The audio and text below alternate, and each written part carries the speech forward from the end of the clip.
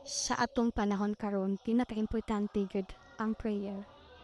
Pahinumdum nako ninyong tanan, atong panahon karon halos kada adlaw daghang disgrasya diya sa kadalanan. Muna ikaw, asawa, bana, lalaki, babae. Before yun ta mulakaw sa atong panimalay kung asa man ta moadto, mo trabaho, payon sa atong negosyo, asa pa ta mabisi sa tanang adlaw. Ayaw yun mo kalimot sa pagsampit sa balaang ngalan sa Diyos na di pa mulakaw mo mag-ampo kit. Nanuman kung mag-ampo ta, nakita sa Diyos na nagmahal ta niya, yun na nato siya, nangayo tagtabang niya.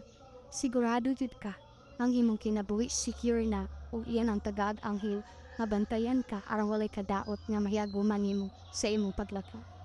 Kay nganuman sa atong panahon karon, ang mga panulay, ang mga dautan nag-atam sa kadalanan aron mangita sila ilang biktimahon. So kung wala kay igong gahom na protection nga power through prayer, madala ka sa ilang paon. So kung dili pud ka mag-ampo, dali kay kanila bikton. Walay igong gahom nga makapanalipod kanimo. Pero kung mag-ampo ka, dili makadulot ang dautan sa paghatag og kadaot ug kasapid sa imong kinapay. Kaya ang disgrasya karon, dautan ang nagbuot ni ana, dili Ginoo. Mao nang gugton jud nato ang atong pag-ampo, mukapit ta sa gahom sa Dios, kay gahom lamang sa Ginoo ang makahimog panalipod nato. Wala nay lain ta.